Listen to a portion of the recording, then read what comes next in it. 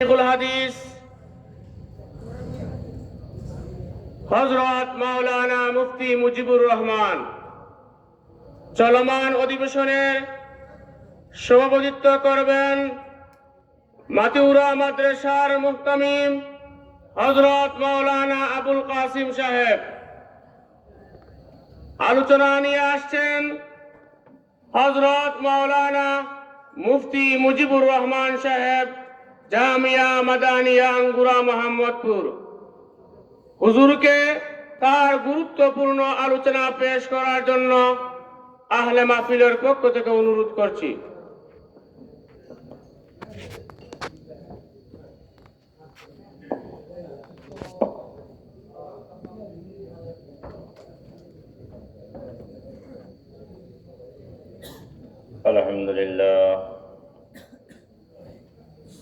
الحمد لله نحمده ونستعينه ونستغفره ونؤمن به ونتوكل عليه ونعوذ بالله من شرور أنفسنا ومن سيئات أعمالنا. من يهده الله فلا مضل له ومن يضلله فلا هادي له. ونشهد أن لا إله إلا الله وحده لا شريك له. ونشهد أن سيدنا وسندنا وحبيبنا ونبينا ومولانا محمدا عبده ورسوله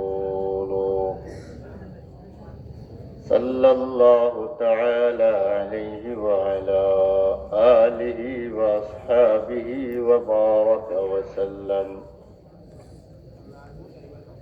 أما بعد فأعوذ بالله من الشيطان الرجيم.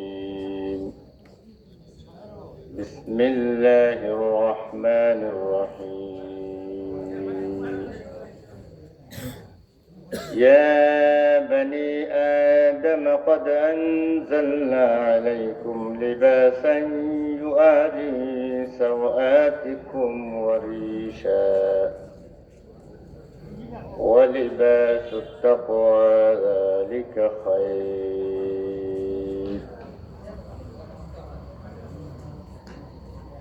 الحمد لله. الله পাক লক্ষ কোটি শুকরিয়া। রব্বুল আলামিন জামিয়া তৈয়বা গোবিন্দশ্রী এর বার্ষিক ওয়াজ মাহফিলে আমাদের সবাইকে উপস্থিত হওয়ার তৌফিক দিচ্ছেন। সবাই পড়ি আলহামদুলিল্লাহ।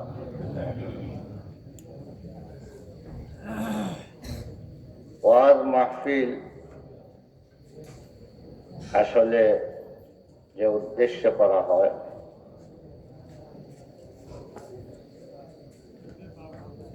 যে উদ্দেশ্যটা হইল এটা একটা মেডিসিন সেন্টার খোলা হয়, একটা মেডিসিন সেন্টার। এখানের মধ্যে শারীরিক রোগের কোনো মেডিসিন দেওয়া হয় না। রোগ দুই প্রকার। এক প্রকার রোগ হইল শরীরের রোগ, আর এক প্রকার রোগ হইল রুহের রোগ। মানুষের শরীর যেভাবে রোগে আক্রান্ত হয়, ঠিক তদ্রূপ মানুষের রুহ রোগে আক্রান্ত হয়।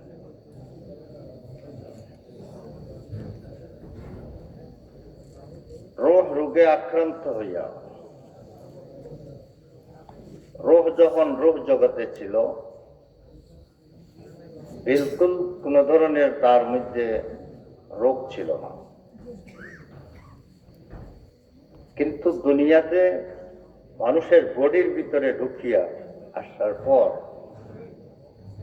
অনেকের রোগ কান্নাকাটি করতেছে যে আমি এখানে আসিয়া আমি কোন অবস্থায় ছিলাম, আর এখন আমি কোন অবস্থায় পৌঁছলাম। জালালউদ্দিন রুমি রহমতুল্লাহ আলাইহি কি সুন্দর বলেছেন, विष्णु आज नए जो हकायत में कुनाद, विष्णु आज नए जो हकायत में कुनाद।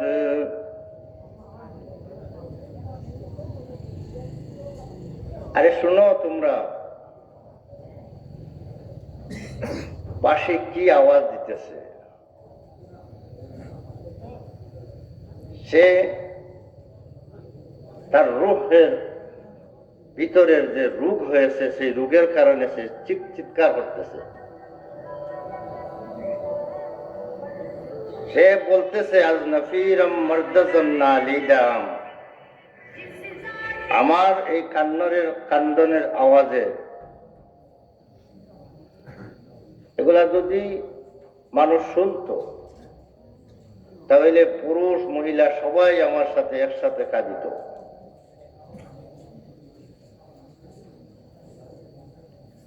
রূহ আমাদের ভিতরে ঢুকার পর রূহে কাঁদতেছে যে আমি কত পবিত্র জগতে ছিলাম, আমি কত পবিত্র জগতে ছিলাম, আমি এই বডির ভিতরে ঢুকিয়ে আমি কত মুসিবতে না পড়লাম, আমি এখন রোগী হয়ে গেলাম। তাই আমাদের বডির আসল না রু আসল? বডি আসল না। বডি তো বিছনায় থাকে, কিন্তু মানুষ বলে অমুক মারা গেছে, তাহলে বোঝা গেল অমুক তো আমি, আমার বডির নাম অমুক নয়, বরং অমুক আরো একজন, তার নাম হইল রূহ। তাই রূহ আমাদের থেকে চলে যায় গেলে অমুক মারা গেছেন বলা হয়। রূহ আছে, অমুক আছে। তাহলে রূহের চিকিৎসার প্রয়োজন আছে না নাই? যেভাবে বডির চিকিৎসার প্রয়োজন আছে, রূহেরও চিকিৎসার প্রয়োজন আছে। বরং যখন বডি থেকে রূহ বেশি দামি, তাহলে বডির চিকিৎসার চেয়ে রূহের চিকিৎসার আরো বেশি দরকার। এই জন্য মাঝে মধ্যে ওলামায়ে কেরামকে দাওয়াত দিয়া যে সমস্ত ওয়াজ মাহফিল গুলা তৈয়ার করা হয়, সেইগুলা হইল আসলে রূহের চিকিৎসার জন্য একটা মেডিকেল সেন্টার। এটা মেডিকেল সেন্টার খোলা হয়, সেখানের মধ্যে রূহের চিকিৎসা সম্পর্কে আলোচনা করা হবে, রূহের মেডিসিন দেওয়া হবে। এই জন্য এই সমস্ত মাহফিলের অত্যন্ত গুরুত্ব। তাই অনেক পয়সা খরচ করিয়া এই মাহফিলটা করা হইল, কিন্তু যদি কোনো চিকিৎসা না হয়, কোনো চিকিৎসা দেওয়া হয় না, তাহলে মাহফিলটার পিছনে খরচ করা তো কোনো কাজে লাগবে না। এই জন্য আমাদের শ্রোতাদেরও মন মেজাজ অনেকের নষ্ট হয়ে গেছে, আর অনেক বক্তাদেরও মন মেজাজ নষ্ট হয়ে গেছে। শ্রোতাদের মন মেজাজ নষ্ট হয়েছে, শ্রোতারা মনে করে ওয়াজ এটা শোনার জিনিস, শুধু ওয়াজ এটা শোনার জিনিস, তাই শুনতে যেটা মজা লাগে এই ধরনের ওয়াজ শুনবো। যেহেতু শোনার জিনিস, তাই যে জিনিসটা শুনতে, যে আওয়াজটা শুনতে মজা লাগে সেই আওয়াজটাই শুনবো। এই জন্য দেখবেন অনেক সুরালা, অনেক গায়ক ওয়াইজ আছেন, সেই সুরালা গায়ক ওয়াইজরা যখন আসে তখন আপনার দেখবেন এই মাঠে আদরে ভিড় জমে, চতুর্দিকে ভিড় আর ভিড়। ওই ওয়াইজ চলে যাওয়ার পরে আর নাই, উদাও বাকি সব উদাও। এই ধরনের অবস্থা হয়নি না হয়? এটা কিসের জন্য?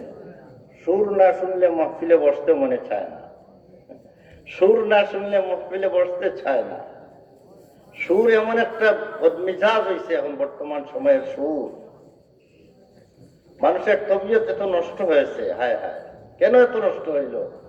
শায়ের কি সুন্দর কথা বলছেন, শুনতে শুনতে নগমা হায় महफिले बिदअत को, सुनते सुनते नगमा है महफिले बिदअत को, कान बहरा हो गया दिल बदमजा होने को है, कान बहरा हो गया दिल बदमजा होने को है।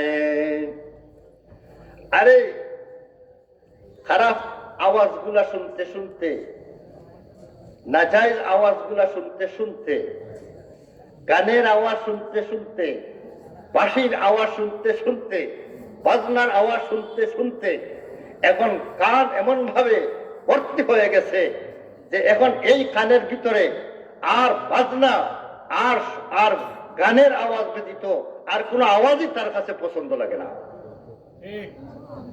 দিল এমন নষ্ট হয়ে গেছে যে এই দিল আর নসিহতের কথা পছন্দ করে না, সে সেই আওয়াজকেই পছন্দ করে।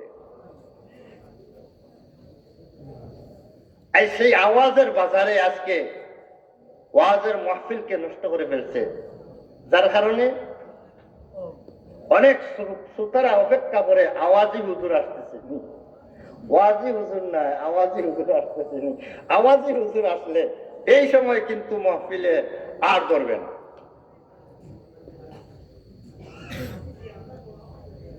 আর এটা হইল আমাদের শ্রোতাদের মিজাজ নষ্ট। 2 নম্বর, এটা সবার না, শ্রোতা বলতে তো আপনারা আমরা সবাই তো শ্রোতা, যারা আপনারা এখন বসতে আছেন এখন তো জানি শুনিয়েই বসতে যেখানে আওয়াজ নাই, জানি শুনিয়েই বসছে এখানে আওয়াজ নাই, এরপরেও যখন বসছেন তো সবার মিজাজ নষ্ট হয়ে গেলে আপনারা বসলেন কিভাবে? বোঝা গেল সবার নষ্ট হয়েছে না, কিছু মানুষকে আল্লাহ তাআলা এখনো সহি মিজাজ এখনো তাদের রেখেছে। শুকরিয়া আদায় করেন, বলেন আলহামদুলিল্লাহ।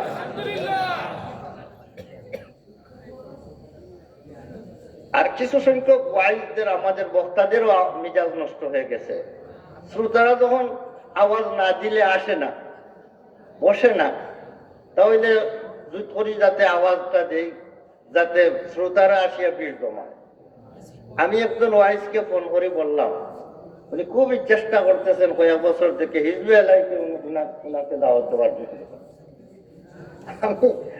আমি বললাম, তোমার এই গানের সুর আমি পছন্দ করি না, তুমি যে গান গাও তোমার এই গান আমি পছন্দ করি না, যার কারণে আমি হিজবে আলাইতে এই ধরনের গায়ককে আমি দাওয়াত দেই না। তুমি তো একজন ভালো আলিম আমার জানা মতো, তুমি এই গানের সুর কেন ধরলে? সে বলল আমাকে, সেই ওয়াইজ বলল যে হুজুর এখন দেখলাম যে বাজারটা তারা নিয়ে গেছে, বাজারটা গায়করা নিয়ে গেছে, এখন যদি বাজার ধরতে হয় তাহলে এইটা ছাড়া উপায় নাই, এই জন্য হুজুর এখন এটা মজবুরান ধরছি, যদিও আমি এটারে ভালো পাই না, কিন্তু এটা আমি বাজার ধরার স্বার্থে এটাকে আমিও গ্রহণ করে নিছি। ব্রাদারান ইসলাম, দেখেন মকসুদটা কত নষ্ট হয়েছে বাজার ধরার কারণে।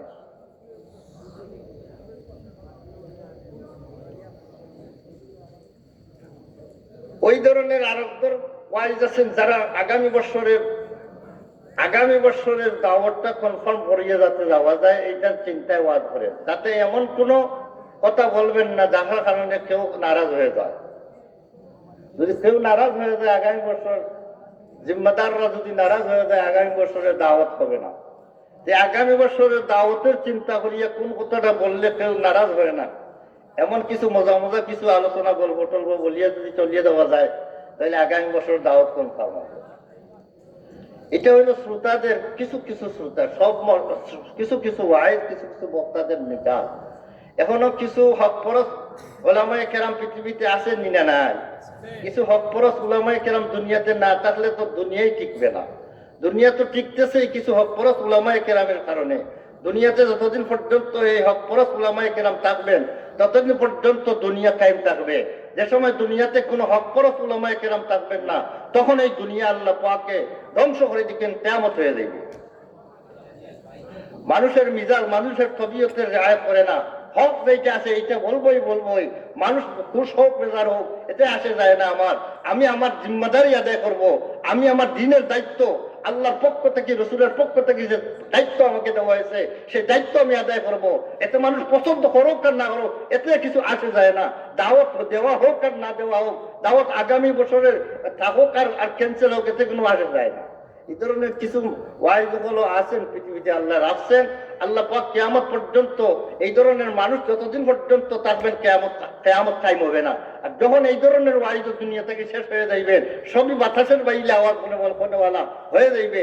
বাতাস যেভাবে তাদের বয়ান সেই দিকে, এই ধরনের ওয়াইজ যখন হয়ে যাইবেন, সবাই যখন হয়ে যাইবেন, তখন আর এই দুনিয়া আল্লাহ রাখিয়ে কোনো লাভ নাই। এই দুনিয়া আল্লাহ ধ্বংস করে দিবেন। দোয়া করেন আল্লাহ পাক হকপরস্ত উলামায়ে কেরামকে দুনিয়াতে দীর্ঘায়ু যেন করেন, উনাদেরকে যেন, উনাদের ছায়া যেন আল্লাহ পাক আমাদের উপরে দীর্ঘদিন রাখেন। ব্রাদারান ইসলাম, আমি এক আয়াত আপনাদের সামনে তেলাওয়াত করেছি, এক আয়াতে কারিমা তেলাওয়াত করেছি আপনাদের সামনে। আমি ওই আয়াত সম্পর্কে কতটুকু আলোচনা করতে পারবো জানি না।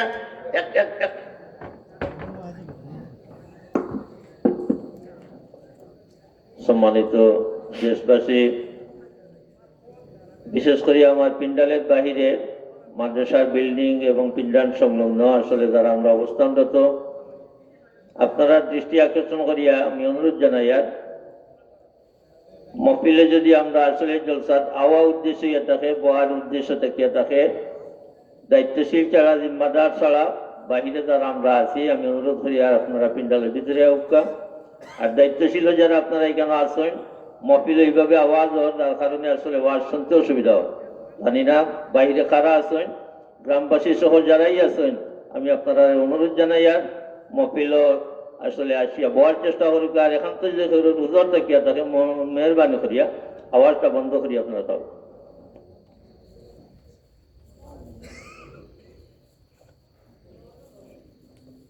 আল্লাহ তাআলা আমাদেরকে সম্বোধন করে বলতেছেন, ইয়া বনি আদম قد أنزلنا عليكم لباسا يواري سوآتكم وريشا ولباس التقوى ذلك خير।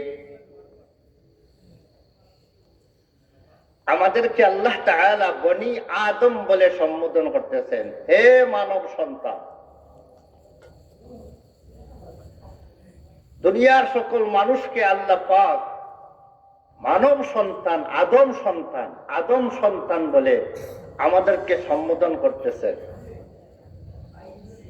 একতার দ্বারা প্রমাণ হয় দুনিয়ার যত মানুষ আছেন সকল মানুষই হযরতে আদম আলাইহিস সালামের সন্তান। দুনিয়াতে মানুষ নামে যাদেরকে মানুষ বলা হবে, দুনিয়ার সকল মানুষই আদম আলাইহিস সালামের সন্তান। সর্বপ্রথম মানুষ যাকে আল্লাহ পাক সৃষ্টি করেছেন উনি হইলেন হযরতে আদম আলাইহিস সালাম। আদম আলাইহিস সালামের পূর্বে কোনো মানুষ ছিলেন না। সর্বপ্রথম মানুষ হইলেন হযরতে আদম আলাইহিস সালাম। এবং উনার বডি থেকে একটি অংশ আল্লাহ বাহির করে, একটি হাড্ডি বাহির করে।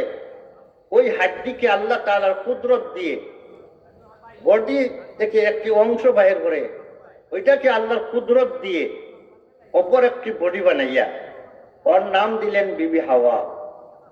উনার নাম হইল মা হাওয়া। হাওয়া আলাইহার রহমা, উনাকে আল্লাহ তাআলা সৃষ্টি করলেন হযরতে আদম আলাইহিস সালামের বডি থেকে। আর হযরতে আদম আলাইহিস সালামকে আল্লাহ পাক সৃষ্টি করলেন সরাসরি মাটি থেকে। সরাসরি মাটি থেকে আদম আলাইহিস সালামকে সৃষ্টি করলেন। কিন্তু মা হাওয়াকে সৃষ্টি করার জন্য আল্লাহ পাক সরাসরি মাটি ব্যবহার করেন না। সরাসরি চাইলে তো মাটি আরো এক মুঠ নিতে পারতেন, আরো এক মুষ্টি মাটি নিয়ে বিবি হাওয়াকে সৃষ্টি করতে পারতেন। কিন্তু আল্লাহ পাক বিবি হাওয়ার জন্য আলাদা পৃথক মা আপনি মুষ্টি মাটি নিলেন না। হযরত আদম আলাইহিস সালামের বডি থেকে একটি অংশ বাইর করিয়া এটাকে মূল ফাউন্ডেশন বানাইয়া বাকি আল্লাহর কুদরত দিয়ে বাকি বডিটা আল্লাহ পাক বানাইয়া দিয়ে দিলেন। এটা এই জন্যই আল্লাহ তাআলা করলেন আলাদা পৃথক। মাটি তো জমিনে ছিল, মাটির তো অভাব ছিল না, কিন্তু আল্লাহ পৃথক মাটি না নিয়েই শুধু আদম আলাইহিস সালামের বডির একটি অংশকে মূল ফাউন্ডেশন বানাইয়া বিবি হাওয়ার বডিটা বানানোর ধারা এইদিকে ইশারা করতেন আল্লাহ পাক। দুনিয়াতে পুরুষ এবং মহিলা এই দুই জাতি দিয়ে দুনিয়া আবাদ হবে, পুরুষ এবং মহিলা এই দুই জাতি দিয়েই আবাদ হবে। এবং পুরুষরা এই দুই জাতির মধ্যে পুরুষরা থাকবেন নেতৃত্বে, মহিলারা থাকবেন তার অধীনস্থ। পুরুষরা পুরুষের অধীনে, মহিলারা সর্বদাই থাকতে হবে। যেহেতু জন্মগতভাবে পুরুষ থেকেই মহিলাদের জন্ম হয়েছে, তাই জন্মগতভাবে আল্লাহ পাক অধীনস্থ বানাইয়া প্রমাণ করে দিলেন কিয়ামত পর্যন্ত মহিলারা যদি ইজ্জতি আর দামি যদি থাকতে হয়, তাহলে মহিলা তারা যেভাবে পুরুষদের অধীনে ওদেরকে অধীনস্থ বানাইয়া পুরুষের বডি থেকে যখন যেভাবে তাদের জন্ম হয়েছে সেইভাবে ওরা দুনিয়ার জীবনে যদি পুরুষদের অধীনে থাকিয়া যদি তার জীবন যাপন করতে পারে, সেই মহিলার জীবনটা হবে ইজ্জতের জীবনী, সেই জীবনটা হবে ইজ্জতি, সেই জীবনটা হবে জান্নাতি আর বেহেশতি জীবন।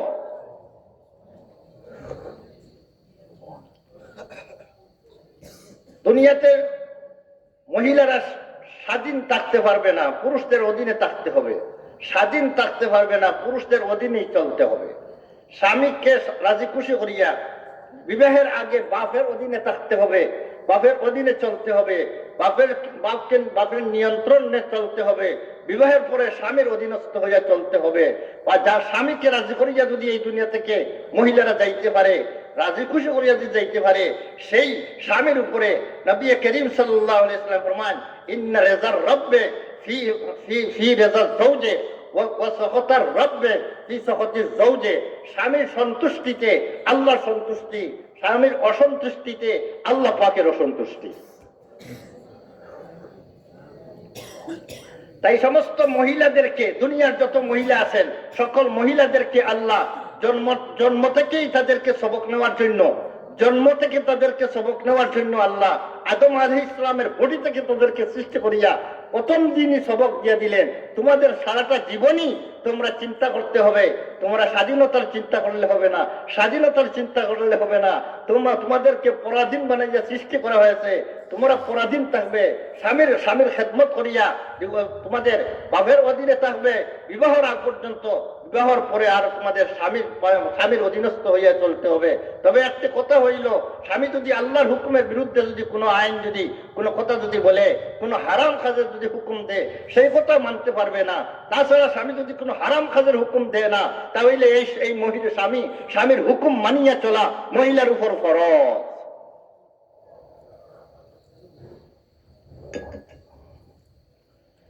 ব্রাদারান ইসলাম, আল্লাহ পাক দুইজনকে বানাইয়া বেহেশতে রাখলেন, যাতে দুনিয়াত আসার আগে বেহেশকে চিনিয়া গেলে দুনিয়াতে আসার পর যে মেহনতের জন্য আল্লাহ সৃষ্টি করছেন, যে মেহনতের জন্য, যে আমলের মেহনতের জন্য আল্লাহ সৃষ্টি করছেন, সেই আমলের মধ্যে নিশ্চয় কষ্ট আছে। কোনো কষ্ট ছাড়া কোনো আমল নাই। প্রত্যেকটা আমলের মধ্যে কিছু না কিছু কষ্ট আছে। সেই কষ্ট মানুষের তখনই করতে পারবে যখন তার বিনিময়ে দেখবে বহুত বিরাট। তার বিনিময়ে যখন সুখ দেখবে, মানুষে যখন সুখ দেখে তার বিনিময়ে, তখন সে কষ্ট করা তার জন্য কষ্ট হয় না, কষ্ট তার জন্য সহজ হয়ে যায়।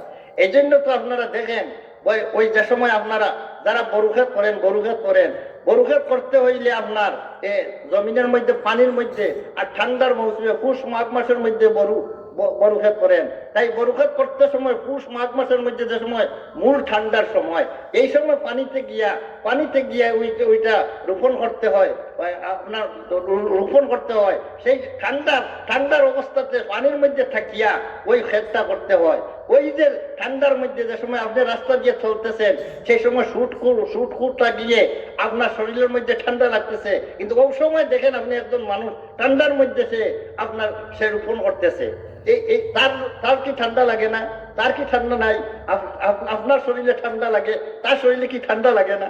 হ্যাঁ, তার শরীরে নিশ্চয় ঠান্ডা লাগে। কিন্তু এই ঠান্ডার বিনিময়ে যখন সে দেখে যে আমি 4 দিন যদি ঠান্ডা খাইয়া আর যদি এই ছাড়াটা লাগাইয়া যাইতে পারি, তাহলে আমার ঘরের মধ্যে আপনার ধান দিয়ে উগার ভরে নিব। হ্যাঁ, আর সেই সময় সারাটা বছর বসিয়া আরামে আরামে খাইতে পারবো।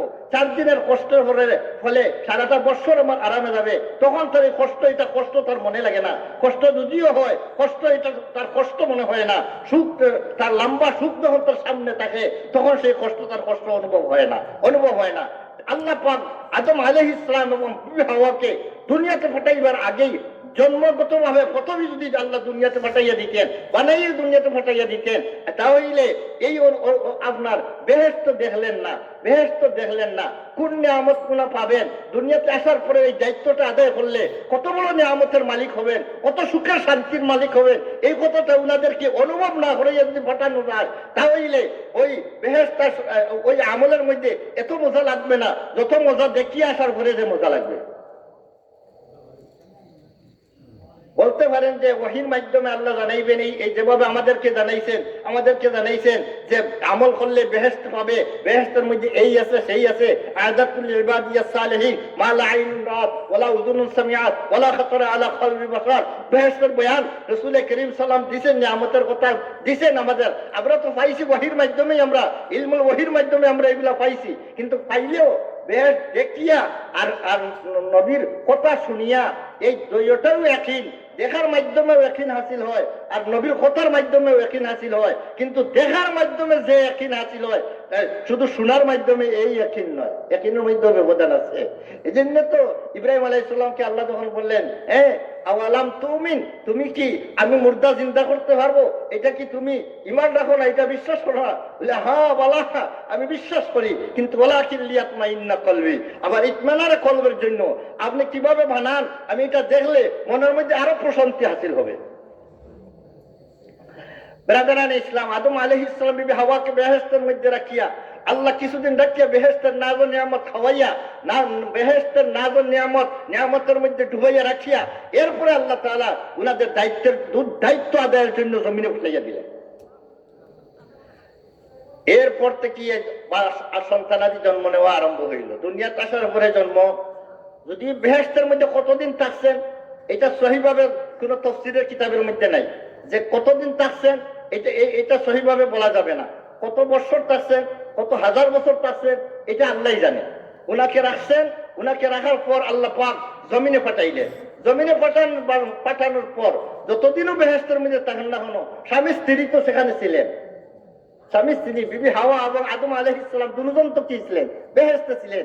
কিন্তু বেহেশতে থাকা অবস্থায় কোনো সন্তান জন্ম নেয় নাই। সন্তান জন্ম নেওয়ার জায়গা বেহেশতে নয়। যদি বিবি হাওয়া এবং আদম আলাইহিস সালাম যদি কিয়ামত পর্যন্ত যদি বেহেশতে থাকতেন, তাহলে দুইজনই থাকতেন, তিনজন হইতেন না, দুইজনই থাকতেন। অথচ আল্লাহ পাকের মনসা হাজার লক্ষ কোটি মানুষ বেহেশতে যাইবে। শুধু এই দুইজন বেহেশতে দেওয়া আল্লাহর মনসা নয়, আল্লাহর মনসা হইল হাজার কোটি মানুষের আল্লাহ পাক বেহেশতের মধ্যে দিবেন। সেই মানুষগুলো তো দুনিয়াত না আসলে সেই মানুষগুলোর তো অস্তিত্ব হবে না। সেই মানুষগুলোর অস্তিত্বের জন্য আল্লাহ পাক আদম আলাইহিস সালামকে বিবি হাওয়াকে দুনিয়াতে পাঠাইলেন, আমরাও বেহেশতে যাইতে পারি। আল্লাহর মনসা, আল্লাহর ইচ্ছা আমাদেরকেও বেহেশতে দেওয়া।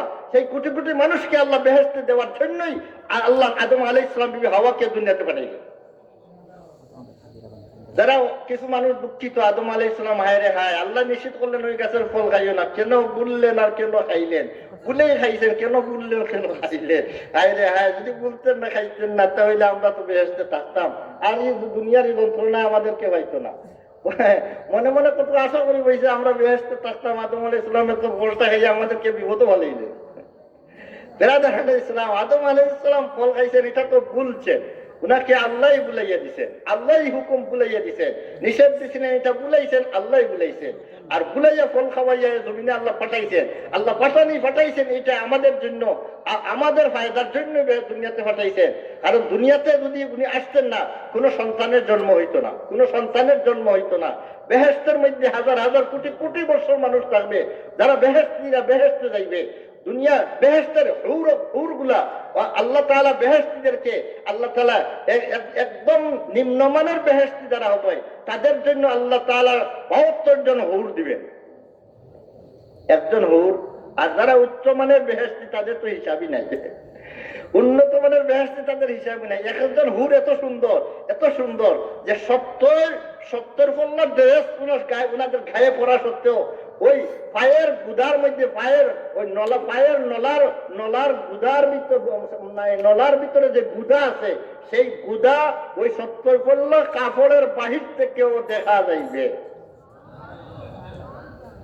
তাহলে কি আন্দাজা সুন্দর, কি আন্দাজা নুরানি বডিটা।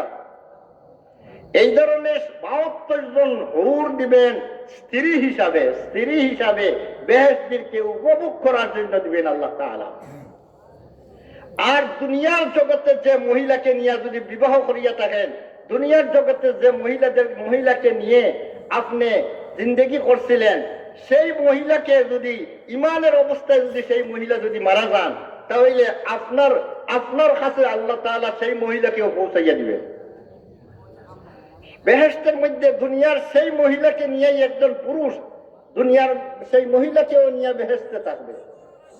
শর্ত হইল ইমানের অবস্থায় যদি মারা যায়। যদি বেঈমান অবস্থায় মারা যায় তাহলে তো এসে বেহেশতে যাওয়ার কোনো সুযোগই নাই। যদি ইমানের অবস্থাতে মারা যায় তাহলে সেই মহিলাকে পাইবে।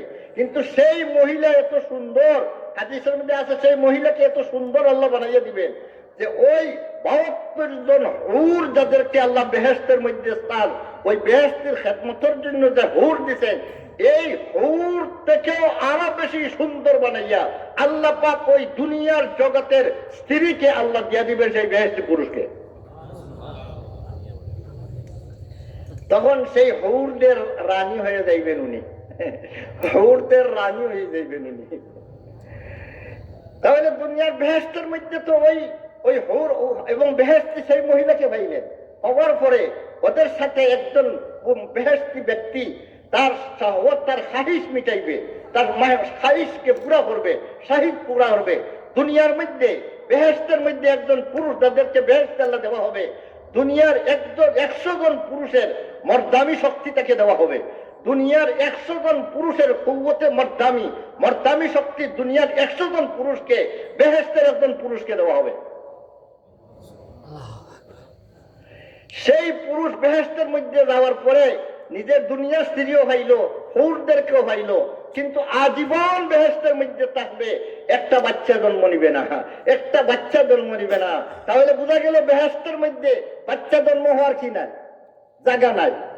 এখানের মধ্যে ডেম দেওয়ার কোন সুযোগ নাই, ডেমাইবার জায়গা সেখানে নাই। ডেম কোন জায়গায়? জমিনে আসিয়া ডেম দেওয়া এগুলা দুনিয়ার জগতে আসিয়া। এই জন্য আল্লাহ পাক আদম আলাইহিস সালামের অসংখ্য অগণিত কোটি কোটি মানব সন্তানকে আল্লাহ দুনিয়াতে দিবেন, এটা আগেই সিদ্ধান্ত আল্লাহ পাকের করা। এই জন্য ওনাদেরকে বেহেশত থেকে বাহির করে দেওয়ার দরকার। বেহেশত থেকে বাহির না করলে ওদের থেকে সেই সন্তানের গুলার ধারাবাহিকতা, সেই সন্তানের ধারাবাহিকতা আসবে না, সন্তানের ধারাবাহিকতা আসবে না। ওনাদের থেকে যে বাচ্চারা হযরত আদম আলাইহিস সালাম একসাথে দুইজন, একজন ছেলে একজন মেয়ে জন্ম নিত, এবং এইভাবে আদম আলাইহিস সালামের ৪০ জোড়া সন্তান জন্ম হয়েছে। ৪০ জোড়া সন্তান। আদম আলাইহিস সালামের আওলাদ হইলেন ৮০ জন। আদম আলাইহিস সালামের সন্তান হইলেন ৮০ জন। ৮০ জনের বাবা আদম আলাইহিস সালাম। আদম আলাইহিস সালামের এই ৮০ জোড়া সন্তান মানা হইল ৪০টা আদমজি জুট মিল খোলা হয়ে গেছে। আদমজি জুট মিল, এইটা ৪০টা আদম, দুইজন দিয়ে এক জোড়া মানে হইল আদম সন্তান পৃথিবীতে আসার জন্য মিল খোলা হয়ে গেছে। মেশিন খোলা, কোম্পানি খোলা হয়ে গেছে। কটা কোম্পানি হয়েছে? 40টা কোম্পানি, সেই 40টা কোম্পানিতে কি মাল সাপ্লাই হইতেছে, সন্তানাদির মাল, আদম সন্তান জন্ম হইতেছে, একজনের পর আরেকজন, আরেকজনের পর আরেকজন, আরেকজনের পর থেকে আরেকজন, এইভাবে হইতে হইতে দুনিয়াটা মানুষকে আল্লাহ বর্দি করিয়া দিলেন। বলেন তো আমরা কার সন্তান?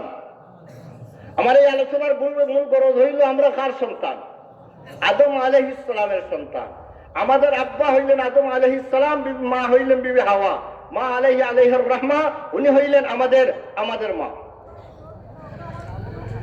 হইলেন আমরা ওই আদম সন্তান, আমরা হইল আদম সন্তান। এই যে আল্লাহ আমাদেরকে ডাক দিয়ে বলতেছেন, ইয়া বনি আদম, হে আদমের সন্তানেরা।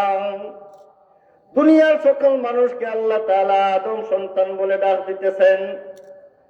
এতে প্রমাণ হইল আমরা দুনিয়াতে যত মানুষ আছি সব আদম আলাইহিস সালামের সন্তান। এই কথাটা আমাদের বিশ্বাস রাখা জরুরি না জরুরি নাই? আমরা সবাই আদম সন্তান, এই কথাটা বিশ্বাস করা ফরজ না ফরজ নাই? আল্লাহ বলছেন, হে বনি আদম, আমাদেরকে বনি আদম বলে আল্লাহ পাক বলেছেন। এবং আল্লাহ পাক বলেছেন, ইয়া আইয়ুহান নাস ইন্না খালাকনাকুম মিন যাকারিন ওয়া উনসা, ইয়া আইয়ুহান নাস ইন্না খালাকনাকুম মিন যাকারিন ওয়া উনসা। এ দুনিয়ার মানব জাতি শুনিয়া রাখো, তোমাদেরকে সৃষ্টি করেছে আমি মিন যাকারিন ওয়া উনসা, একজন পুরুষ এবং একজন মহিলা থেকে।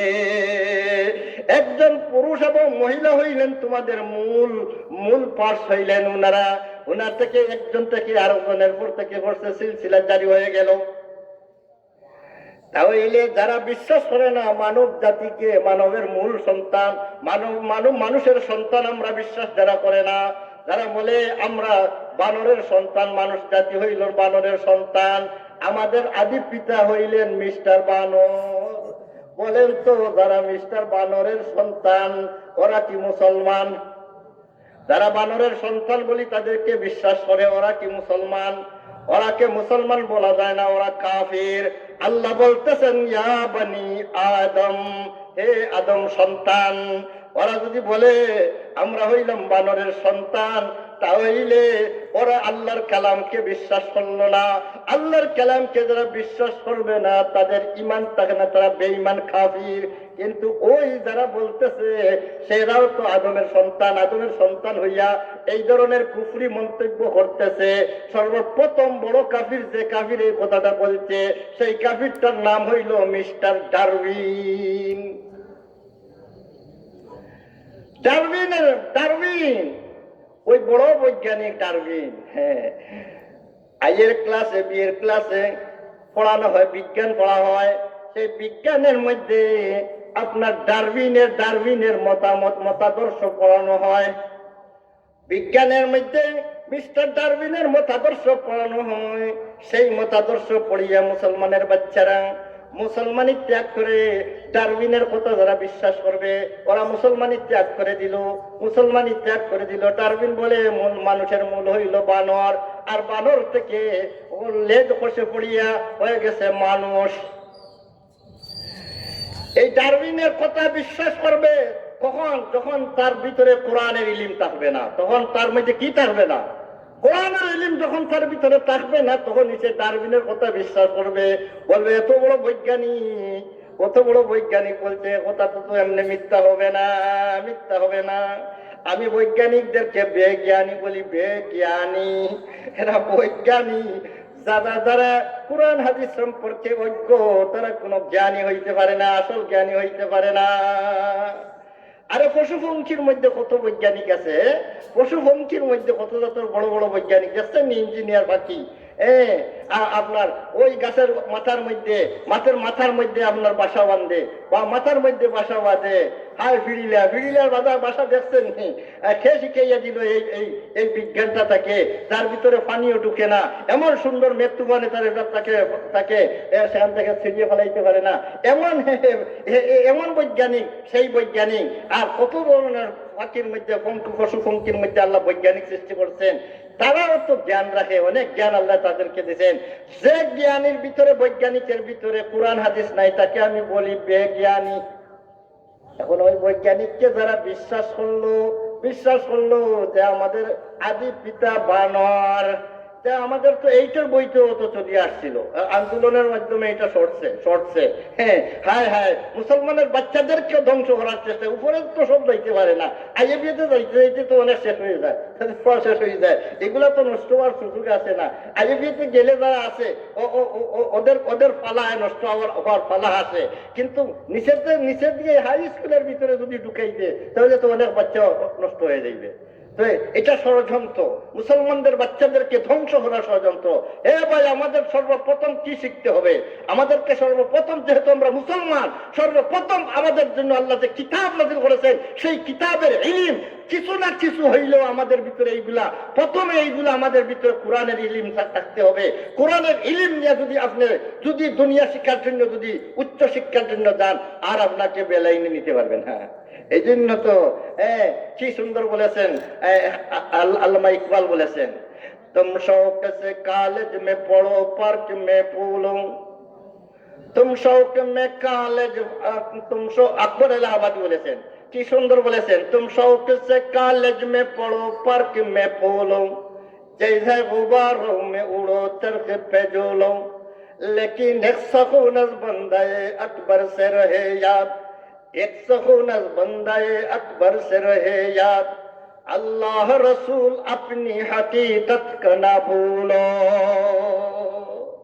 ভাই, তুমি কলেজে পড়ো, ইউনিভার্সিটিতে পড়ো, তুমি পৃথিবীর মধ্যে যে কোনো উচ্চ ডিগ্রি অর্জন করো, তুমি মনে হয় তুমি বাতাসের মধ্যে উঠতে জানো, যদি বাতাসে অটোমেটিক উঠতে তাও অসুবিধা নাই, নিজে যদি নিজের হাত দিয়ে উঠতে জানো অসুবিধা নাই, কিন্তু একটি কথা তোমার মূল ঠিক রাখতে হবে, তুমি আল্লাহকে পরিচয় করো, রসুলকে চিনো, এবং আল্লাহ বিধান কি, রসুলের বিধান কি, এই সম্পর্কে তোমার মোটামুটি জ্ঞান তোমার ভিতরে রাখো। এরপরে তুমি দুনিয়া অর্জনের জন্য যত উচ্চ ডিগ্রি করো, হাসিল করে, এটা কোনো আপত্তি নাই। এই জন্য ব্রাদারান ইসলাম, আমাদের বাচ্চাদেরকে প্রাথমিকভাবে মাদ্রাসার মক্তবে ফাটাইতে হবে। বাচ্চাদেরকে মক্তব মাদ্রাসার প্রাথমিক জ্ঞান, তাদেরকে কোরআনের জ্ঞান দিতে হবে। এইখানের মধ্যে পাঠশালা পড়ার পর যদি আপনার মনে হয় আরো উচ্চ শিক্ষার জন্য, আর জেনারেল শিক্ষার জন্য আরো উচ্চ শিক্ষিত বানাইবেন, সেখান থেকে নিয়ে আপনি তাকে হাই স্কুলে নিয়ে ভর্তি করে দেন। এরপরে দেখবেন মূল ফাউন্ডেশনের মধ্যে যখন তালিমুল ইসলাম পড়ে নিছে, মূল ফাউন্ডেশনে যখন তালিমুল ইসলাম পড়ে নিছে, সেই আকীদা সম্পর্কে সেই কথাগুলো শিখে নিছে, এই বাচ্চা যখন উপরে যাইবে তখন ওই পিছনের কথাগুলা তাকে বাধা দিবে, যেগুলা আজে বাজে কথাগুলা গ্রহণ করতে তাকে বাধা দিবে। এই কথাটাই আল্লাহ আকবর এলাহাবাদী বলেছেন, তুম শৌক সে কলেজ মে পড়ো পার্ক মে ফুলো, जैसे गुब्बारों में उड़ो चरखे पे झूलो, लेकिन एक सकूनत बंदाए अकबर से रहे याद, আল্লাহ রসুল আপনি হকিকত না ভুলো। দুনিয়ার মানুষ, তোমাকে কিসের জন্য সৃষ্টি করা হইল? তোমাকে দুনিয়া খাওয়ার জন্য তোমাকে সৃষ্টি করা হয় নাই, তোমাকে আখিরাতের জন্য তোমাদেরকে সৃষ্টি করা হয়েছে। ইন্নামা খুলিকতুম লিল আখিরাহ, তোমাদেরকে দুনিয়া খাওয়ার জন্য সৃষ্টি করা হয় না, আখিরাতের জন্য সৃষ্টি করা হয়েছে। তাই আখিরাতকে নষ্ট করিয়া দুনিয়া অর্জন করতে যাইও না। ব্রাদারান ইসলাম, আমি আমার আলোচ্য বিষয়ের আসল এই কথাটা আসল না, কিন্তু বর্তমান সময়ে এটা বলতে হইতেছে, নতুবা তো বলার কোনো কথা ছিল না। এখন কিছু বাচ্চারা মনে করে যে আমাদের মূল পিতা হইলেন গিয়া মিস্টার বানর। উনা থেকে আমরা লেজ বসে পড়ে, এটা ওই যে পড়া থেকে এটা শিখছে। আদম আলাইহিস ইসলাম, কিছু বাচ্চারা মনে করে প্রথম যুগের মানুষরা, মানে মূল মানুষ যারা ছিল দুনিয়াতে, পৃথিবীতে মূল মানুষ যারা ছিল, ওরা উলঙ্গ ছিল, ওরা নেঙ্গা থাকতো, ওরা কাপড় পরা জানতো না, ওরা সতর্করা রাখতো না, পশুর মতো চলাফেরা করতো, খানি কিভাবে খাইবে এই খানার কোনো পদ্ধতি ওরা জানতো না। এই সমস্ত যেগুলা বই পুস্তকে লেখা আছে, এটা সব গাঁজাখুরি মন্তব্য। সর্বপ্রথম মানুষ দুনিয়াতে কাকে দিয়েছেন? আল্লাহ। বলেন না কাকে পাঠাইলেন? আদম আলাইহিস সালাম শিক্ষিত মানুষ ছিলেন না অশিক্ষিত? বলেন না শিক্ষিত না অশিক্ষিত? কোরআন কারীমের মধ্যে ওনার শিক্ষাগত যোগ্যতার কথা উল্লেখ আছেন না নাই? وعلم آدم الأسماء كلها ثم عرضهم على الملائكة فقال أنبئوني بأسماء هؤلاء إن كنتم صادقين. এটা কিছু গাজাখুরদের ইতিহাস আমরা অনেকে স্কুল কলেজে পড়েছি, আর পড়ার কারণে মন মিজাজের মধ্যে এইগুলা কিছু অনেকে ঢুকছে। প্রথম যুগের মানুষরা কাপড় পরা জানতো না। প্রথম যুগের মানুষরা উলঙ্গ থাকতো, পশুর মতো চলতো, মরা খাইতো, জীবজন্তু খাটিয়ে খাইতো, দরিয়া খাইতো।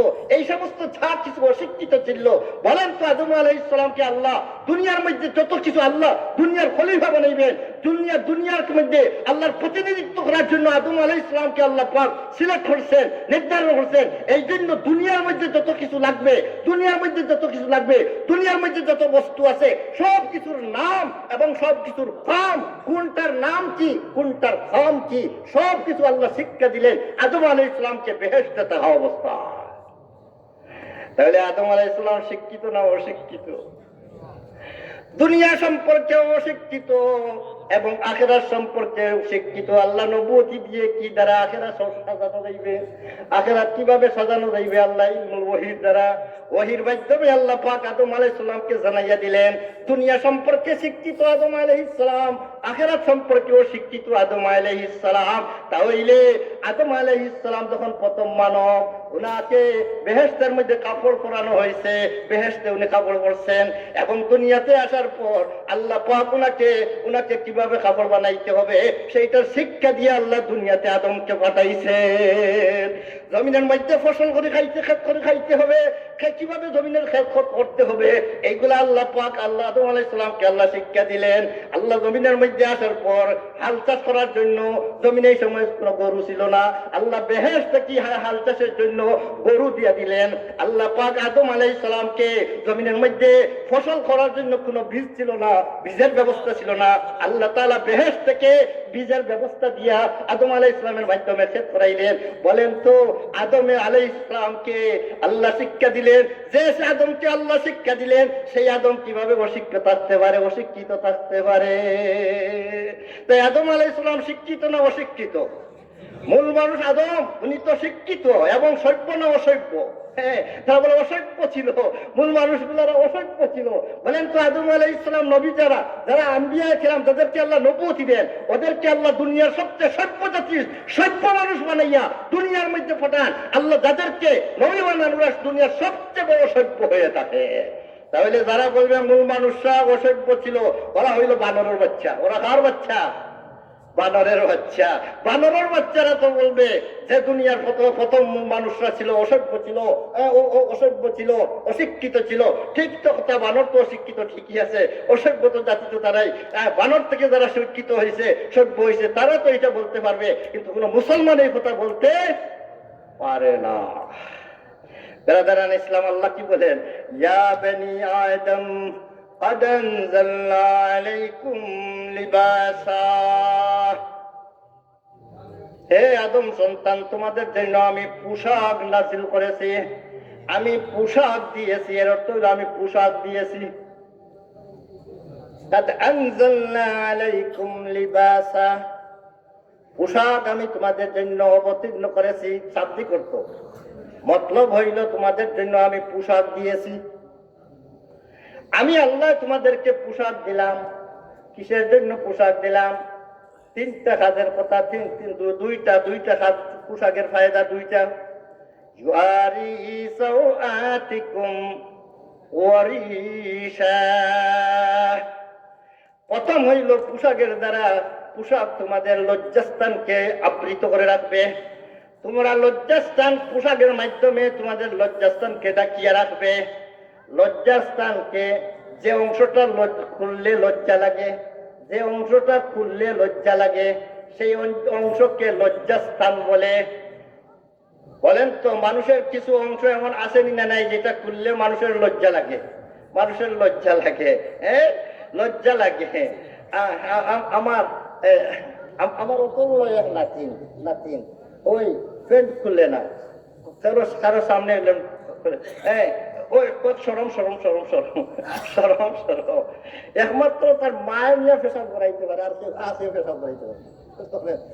সরম বোঝা গেল, মানুষ যে হবে তার মধ্যে কিছু সরম থাকবে না, থাকবে না, তার মধ্যে একটা লজ্জা থাকতে হবে, লজ্জাস্থান তার আছে। তাই মানুষের লজ্জাস্থান আছে।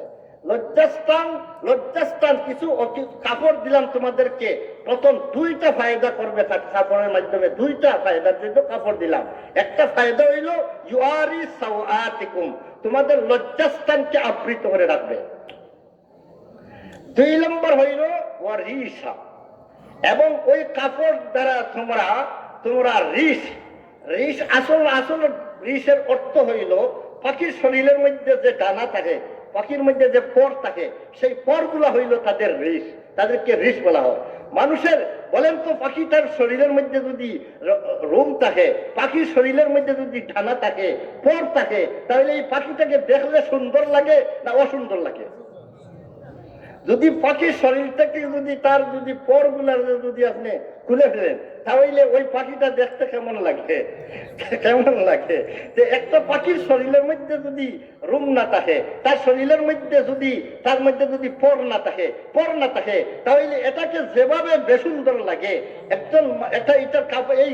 এই রিসের মাধ্যমে, পরের মাধ্যমে তা পাখি তার সৌন্দর্যতা অবলম্বন করে, সে সুন্দর হয়ে থাকে।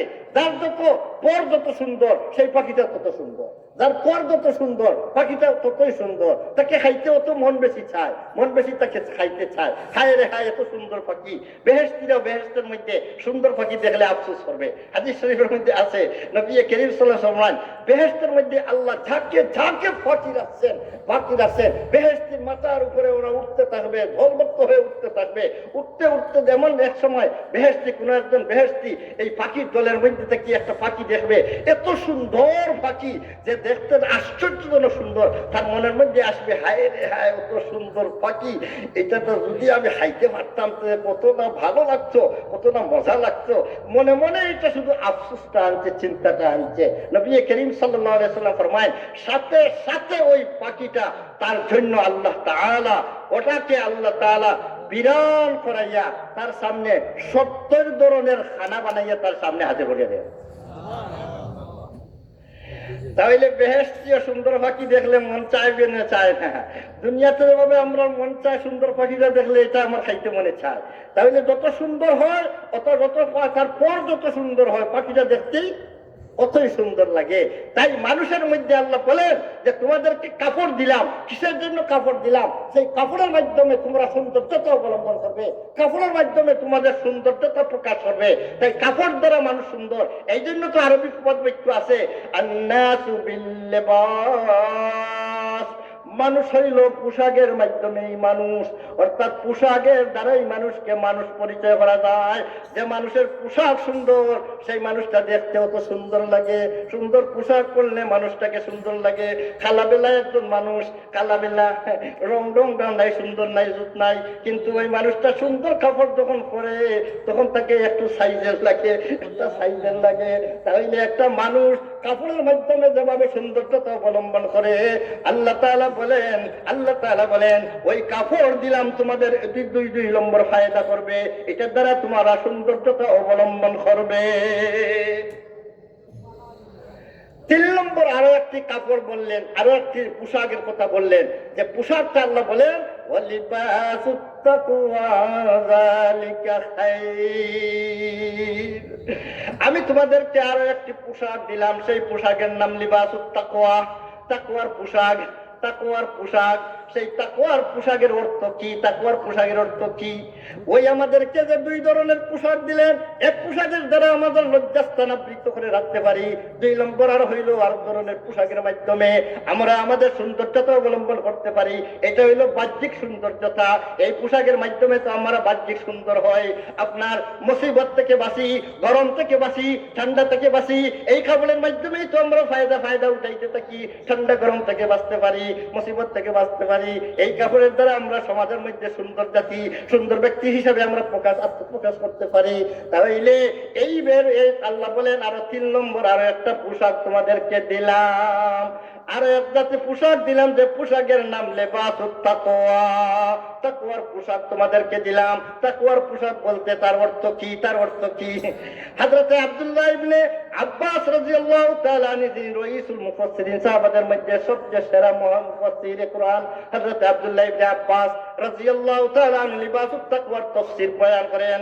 লিবাসুত তাকওয়া হইল আল্লাহর খৌফ আর ভয় এবং আল্লাহ পাকের ইতাআত আর ফরমাবরদারি, আল্লাহর হুকুম মানিয়ে চলা, আল্লাহর হুকুম মানিয়ে চলা এবং আল্লাহর ভিতর মনের ভিতরে আল্লাহর খৌফ আর ভয়, এটার নাম হইল লিবাসুত তাকওয়া।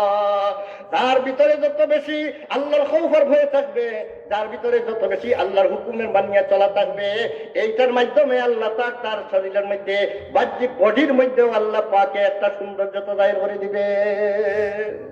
নবী করিম সাল্লাল্লাহু আলাইহি ওয়াসাল্লাম ফরমান, মান কাসসারা সাওয়াদাহু বিল-লাইলি হাসুনা ওয়াজহুহু বিন-নাহারি। রাত্রের অন্ধকারে যে সব দুনিয়ার মানুষ ঘুমাইয়ে গেছে, এই সময় কোনো মানুষের নড়াচড়া নাই, সেই সময় উঠিয়া যে মানুষটা রাত্রে ওযু করিয়া শেষ রাত্রে ওযু করিয়া আর আল্লাহর সামনে সিজদায় পড়বে, আর 2 রাকাত 4 রাকাত নামাজ পড়বে, আর যদি ওই সময় যদি আল্লাহর নাম যদি জিকির করতে পারে, আল্লাহর নামে যদি জিকির করতে পারে, লা ইলাহা ইল্লাল্লাহ, লা ইলাহা ইল্লাল্লাহ, ওই ব্যক্তি গোপনে গোপনে জিকির করতেছে, গোপনে গোপনে নামাজ পড়তেছে, কিন্তু ওই নামাজের আসর, তার জিকিরের আসর, নবী করিম ফরমান, দিনের বেলা তার চেহারার মধ্যে আল্লাহ আলাদা একটা নূরানিয়ত আল্লাহ পাক তার চেহারার মধ্যে দিয়া দেন, চেহারা সুন্দর বানাইয়া দেন। নূরানিয়ত নূর মে নূর হক জাহির বাওয়াদ আন্দর ওয়ালি। আরে সেই নূর বুঝতে গেলে তোমার ভিতরে নূর থাকা লাগবো। যেন শায়রে কয়, নূর হক জাহির বাওয়াদ আন্দর ওয়ালি, নূর হক জাহির বাওয়াদ আন্দর ওয়ালি, নেক বিবাসী আগর আহলে দিলি। তুমি যদি দিলওয়ালা বনতে পারো, তুমি যদি ওলা দিলওয়ালা বনতে পারো, তাহলে তোমার সামনে সেই আহলে হক আল্লাহ ওয়ালাদের চেহারার মধ্যে নূর তোমার সামনে জাহির হইব।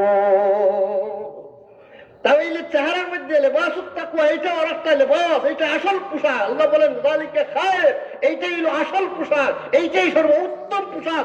বাহ্যিক পোশাকের দ্বারা মানুষের ঠান্ডা থেকে বাঁচিয়ে থাকে, গরম থেকে বাঁচিয়ে থাকে, ঠান্ডা গরম থেকে বাঁচিয়ে থাকে, সমাজ থেকে, সমাজের মধ্যে তার শরীরটা সমাজের মানুষের সামনে প্রকাশ হওয়া থেকে সে বাঁচিয়ে থাকে। ঠিক তদ্রূপ মানুষের মধ্যে যদি তাকওয়ার যদি পোশাক তার মধ্যে আসি যায়, মানুষের মধ্যে তাকওয়ার পরহেজগারি, আল্লাহর খৌফের ভয় তার ভিতরে যদি ঢুকে যায়, আল্লাহর হুকুম মান্য করিয়া সারাটা জিন্দেগি যদি তার বানাইতে থাকে, আল্লাহর হুকুম মোতাবেক তার জিন্দেগি যদি বানাইতে থাকে, তাহলে ওই মানুষটা আল্লাহ পাকে বাতিনি পোশাক তাকে পরাইয়া দিবে। সেই বাতিনি পোশাকের মাধ্যমে সে দুনিয়ার আগুন, দুনিয়ার ঠান্ডা গরম থেকে যেভাবে বাহ্যিক পোশাক দ্বারা একজন মানুষ বাঁচিল, সেই বাতিনি পোশাক যখন তার শরীরের মধ্যে পড়বে, তখন আখিরাতের মধ্যে ঠান্ডা গরম আছে, ঠান্ডা গরম আছে, আখিরাতের মধ্যে আল্লাহ ঠান্ডা গরম রাখছেন, সেই ঠান্ডা গরম থেকে সে বাঁচিয়ে থাকতে পারবে। আখিরাতের ঠান্ডা গরম, বেহেশতের মধ্যে তো আল্লাহ পাক সুখ আর শান্তি শুধু রাখছেন, জাহান্নামের মধ্যে শুধু কষ্ট আর কষ্ট রাখছেন। সেই কষ্ট আবার 2 প্রকার, কষ্ট আবার 2 প্রকার। এক প্রকার কষ্ট হইল সেখানের মধ্যে আল্লাহ আগুন আর আগুন রাখছেন, সেখানের মধ্যে আগুন দ্বারা আল্লাহ জ্বালাইয়া সারখার করবেন, জ্বালাইবেন আর জ্বালাইয়া কষ্ট দিবেন। আর এক প্রকার কষ্ট আল্লাহ রাখছেন, এক মকামের নাম মকামে জামহারির, সেই জায়গার মধ্যে ঠান্ডা ঠান্ডা। ঠান্ডা কাকে বলে? সেই মকামের মধ্যে, সেই স্থানের মধ্যে ঠান্ডা ঠান্ডা। একদলকে আল্লাহ শাস্তি দিবেন সেই জমহরিরের মধ্যে ফেলিয়া, তারা ঠান্ডা ঠান্ডা যখন বলবে তখন ঠান্ডার মধ্যে নিয়ে তাকে ফেলা হবে। জাহান্নামীকে ঠান্ডার স্টেশনে নেওয়া হবে। যখন গরমে রাত চলতে শুধু ঠান্ডা ঠান্ডা বলবে, তখন আল্লাহ পাক তার ঠান্ডার দরখাস্তকে কবুল করবেন। সেই জাহান্নামের মধ্যে যে ঠান্ডার স্তরটা আছে, সেই ঠান্ডার স্তরে তাদের মধ্যে তাকে নিয়ারা দেওয়া হবে। তখন ঠান্ডার স্তরে দেওয়ার পরে সেই ব্যক্তি মনে করবে, দুজকেই তো আরামে আসলাম, ঠান্ডা এখন পাইলাম, কিন্তু ঠান্ডা এমন ঠান্ডা যে দুজক থেকে, দুজকের আগুন থেকে আরো কষ্টদায়ক। তাহলে বেহেশত দুনিয়ার মধ্যে যেভাবে ঠান্ডা গরম থেকে পোশাক পরলে ঠান্ডা গরম থেকে মানুষ বাঁচতে পারে, ঠিক যদি কোনো মানুষ যদি তাকওয়ার পোশাক যদি তার বদনের মধ্যে, তার শরীরের মধ্যে গায়ে যদি লাগাই দিতে পারে, তাহলে এই মানুষটা জাহান্নামের ঠান্ডা গরমের তবকা থেকে আল্লাহ তাকে হেফাজত করে নিবে। বলেন তো দুনিয়ার ঠান্ডা গরম থেকে বাঁচা বেশি দরকারি না আখিরাতের ঠান্ডা গরম থেকে বাঁচা বেশি দরকারি? আখিরাতের এই জন্য আল্লাহ বলেন যালিকা খায়র। লেবাসুত তাকওয়া যদি অর্জন করতে পারো, সেই লেবাসুত তাকওয়া দুনিয়ার লেবাসের মাধ্যমেও যে সুন্দরতা অর্জন করো, তাকওয়ার পোশাক পরতে পারলে আখিরাতের মধ্যে তোমাকে বেহেশতি পোশাক পরাইয়া এত সুন্দর তোমাকে বানাইয়া দেওয়া হবে। হায় রে হায়, বেহেশতের পোশাক কত সুন্দর, কত মজা। একবার সাহাবায়ে কেরামের সামনে রেশমের একটি কুর্তা আসছে, রেশমের একটা কুর্তা, রেশমের সুতা দিয়া বানানো একটা কুর্তা আছে, রেশমের কুর্তা রেশমের সুতা মোলায় এটা হাত দিচ্ছেন। এখন সেই হাত দিয়ে সাহাবায়ে কেরাম হাত দিয়ে এটা হাত দিতেছেন আর মলতেছেন আর আফসোস করতেছেন, হায় রে মজা, হায় রে আরামের কাপড়। নবী করিম সাল্লাল্লাহু শুনতেছেন, শুনিয়া নবী করিম সাহাবায়ে কেরামকে বললেন, আরে তোমরা এই রেশমের কাপড় দিয়া দেখিয়ে তোমরা আফসোস করতেছো। লামানাদিলু সাদিন আলিয়ানু মিন যালিকা অথবা আতিয়াবু মিন যালিকা। নবী করিম সাল্লাল্লাহু ফরমায়েন, ওই যারা আশ্চর্য করতেছেন, আফসোস করতেছেন, ওরা হইলেন আনসার সাহাবা। এই জন্য নবী করিম সাল্লাল্লাহু বললেন, আনসারের মধ্যে একজন সাহাবী মারা গেছেন, উনি হইলেন হযরত সাদ ইবনে মুআয রাদিয়াল্লাহু তাআলা আনহু। বেহেশতের মধ্যে যে রুমালটা দেওয়া হবে, সাধারণত রুমাল ব্যবহার করা হয়, আমার শরীরের কাপড়টা বেশি দামি থাকে না রুমাল বেশি দামি? বলেন না, রুমাল বেশি দামি থাকে না কাপড়টা? আমার কুর্তা বেশি দামি না রুমাল বেশি দামি? কাপড় বেশি দামি। আমার শরীরের পোশাকটা বেশি দামি, আমার নাকের হেন পুষার লাগিয়া, তুতু দাগ পুষার লাগিয়া, মুখ পুষার জন্য যে কাপড়টা একটু নিম্নমানের, একটু নিম্নমানের সাধারণত হয়ে থাকে। নবী করিম সাল্লাল্লাহু বললেন, আরে তোমরা এই কুর্তা দেখিয়ে তোমরা হাত দিয়া নরম তোমরা বড় আফসোস করতেছো। হযরত সাদ ইবনে মুআযকে বেহেশতের মধ্যে যে রুমাল দেওয়া হয়েছে, যে রুমাল দিয়া উনার মুখ এখানে তো কোনো ময়লা নাই, এরপরেও একটা সাজ হিসাবে একটা রুমাল কোনো পুষার কোনো প্রয়োজন নাই, মুছার কোনো প্রয়োজন নাই, এরপরেও একটা রুমাল দেওয়া হইল। ওই যে রুমালটা দেওয়া হইবে, এই রুমালটা এই যে তোমরা যে কুর্তা যে নরম বলিয়া তোমরা আফসোস করতেছো, এর চেয়ে আরো বেশি নরম। তাহলে বেহেশতের নিয়ামত, বেহেশতের পোশাক কিনলে দুনিয়ার পোশাক নিয়ে যে সৌন্দর্যতা আমরা অবলম্বন করি, বেহেশতের পোশাক দ্বারা এর চেয়ে কম সুন্দর হবে না বেশ সুন্দর হবে? এর চেয়ে বেশি সুন্দর হবে। এই জন্য আল্লাহ বলেন, ওয়ালিবাসুত তাকওয়া যালিকা খায়র। বেহেশতের পোশাক যদি পরতে হয়, প্রথম তোমার মধ্যে তাকওয়াল্লাহ সৃষ্টি করতে হবে, আল্লাহর ডর, আল্লাহর ভয় তোমার মধ্যে সৃষ্টি করতে হবে। এবং আল্লাহর হুকুম মানিয়ে, আল্লাহর ডর ভিতরে আছে, সে তো আল্লাহর হুকুম মানিয়ে চলবে অটোমেটিক। সেই ব্যক্তি আল্লাহর হুকুম মানিয়ে যে ব্যক্তি চলবে, সেই ব্যক্তির জন্য এই দুনিয়ার পোশাক থেকেও আরো দামি পোশাক দেওয়া হবে। বেরাদারান ইসলাম, আমার আলোচ্য বিষয়ের প্রথম দিকে আমি যাই। প্রথমটা হইল, আল্লাহ তাআলা বলেন জুয়ারি লেবাস, পোশাকের কয়টা ফায়দা বললেন আল্লাহ? বলেন আমার কথা বুঝে, তাহলে বলেন পোশাকের ফায়দা কয়টা? দুইটা। একটা হইল ইউয়ারি সাওআতিকুম, দুই নম্বর বললেন ওয়ারিসা, তোমাদের শরমগাহ, তোমাদের লজ্জাস্থানকে ঢাকিয়ে রাখবে। এই পোশাকে তোমাদের লজ্জাস্থানকে ঢাকিয়ে রাখবে। দুই নম্বর হইল তোমাদেরকে সৌন্দর্যতা অবলম্বন, তোমরা এই কাপড় দ্বারা সৌন্দর্যতা অবলম্বন করবে, তোমাদেরকে সুন্দর বানাইবে। তাহলে আমরা আসি, প্রথম ফায়দা হইল, কাপড়ের মূল ফায়দা হইল লজ্জাস্থানকে ঢাকিয়ে রাখা। লজ্জাস্থান বলতে কাকে বলা হয়? লজ্জাস্থান কাকে বলা হয়? যতটুকু ঢাকিয়ে রাখা ফরজ, সেটার নামই লজ্জাস্থান। যতটুকু ঢাকিয়ে রাখা ফরজ, তাকেই লজ্জাস্থান বলা হয়। এটাকে খুলিয়ে রাখা লজ্জা। যতটুকু ঢাকা ফরজ, এই জায়গায় খুলিয়ে রাখাটা লজ্জার ব্যাপার, এটা খুলিয়ে রাখা লজ্জার ব্যাপার। এই জন্য যতটুকু ঢাকিয়ে রাখা ফরজ, ততটুকুই লজ্জাস্থান। তাই লজ্জাস্থানকে ঢাকিয়ে রাখবে। কাপড়ের ফায়দা হইল এটার দ্বারা লজ্জাস্থান ঢাকিয়ে রাখা হয়। এখন আসি আমরা, লজ্জাস্থান কতটুকুর নাম লজ্জাস্থান, এটাও জানার দরকার না? কতটুকু ঢাকিয়ে রাখা ফরজ। পুরুষ দুই জাতি আছেন, পুরুষদের জন্য কতটুকু ঢাকিয়ে রাখা ফরজ, মহিলাদের জন্য কতটুকু ঢাকিয়ে রাখা ফরজ। যতটুকু ঢাকিয়ে রাখা ফরজ ততটুকুর নাম লজ্জাস্থান, যতটুকু ঢাকিয়ে না রাখলেও কোনো গুনাহ হয় না, অতটুকু হইল রিসা। অতটুকুর উপরে পোশাক যখন পরবেন তখন সৌন্দর্যতা অবলম্বন করবে। কিন্তু পোশাক দ্বারা আপনার লজ্জাস্থান দেখা হবে জরুরি, এটাকে জরুরি পোশাক বলা হয়। যার মাধ্যমে লজ্জাস্থান ঢাকিয়ে রাখা হয় এটাকে জরুরি পোশাক বলা হয়। আর এরপরে সৌন্দর্যতা অবলম্বন করার জন্য যে পোশাকটা পরা হয় সেটাকে রিসান বলা হয়। যারা ইসলাম লজ্জাস্থান কতটুকু, পুরুষদের লজ্জাস্থান কতটুকু সংক্ষেপে বলে দেয়। আমার পিছনে আমি দেখতেছি হযরত মাওলানা মোহাম্মদ আলী জামি সাহেব মা দামাত বারাকাতুম কিশোরগঞ্জি, উনি হাজির হয়ে গেছেন। মাশাআল্লাহ, ওনার বয়ান খুবই সুন্দর। আপনারা আগ্রহের ওনার বয়ান শোনার জন্য। আমার বয়ান মুখতসর হয়ে গেছে, মূল পয়েন্টটা আমি বলে দেই, আর লম্বা আলোচনা যাইতেছি পারতেছি না। শুনেন তো, লজ্জাস্থান পুরুষের জন্য কতটুকু? নাভি থেকে নিয়ে হাঁটু পর্যন্ত একজন পুরুষের লজ্জাস্থান। আসল মূল লজ্জাস্থানটা হইল কুবুল এবং দুবুর। মূল লজ্জাস্থান হইল কুবুল এবং দুবুর, অর্থাৎ পেশাবের রাস্তা, পায়খানার রাস্তা। এই দুইটা রাস্তাই হইল মূল লজ্জাস্থান। আর এই দুইটা লজ্জাস্থানের হেফাজতের জন্য আরো কিছু এরিয়া বাড়াইয়ে দেওয়া হয়েছে। বলেন তো, দামি মানুষ আসলে, উনি একা আসে, আমাদের এখানে যদি ডক্টর ইউনুস সাহেব আসেন তাহলে একা উনার এক গাড়ি চড়িয়ে দিলে আমি আসলাম, ওভাবে আসবেন না। ডক্টর ইউনুস সাহেবের গাড়ির আগেও গাড়ি থাকবে, পিছনেও গাড়ি থাকবে, উনি মধ্যখানে থাকবেন, আগে সৈন্য ফাঁড়া থাকবে, পুলিশ আগে পিছনে সব দিকে ঘেরাও ঘুরিয়ে থাকবেন। বলেন তো, উনি একা আসবেন না আরো কিছু মানুষ নিয়ে আসবেন? যত দামি ব্যক্তি হবে তার হেফাজতের জন্য আরো কিছু দামি মানুষ, আরো কিছু মানুষের প্রয়োজন পড়ে, আরো কিছু মানুষের প্রয়োজন পড়ে। ঠিক তদ্রুপ দামি বস্তুর হেফাজতের জন্য আরো কিছু দামি এরিয়া দেওয়া লাগে।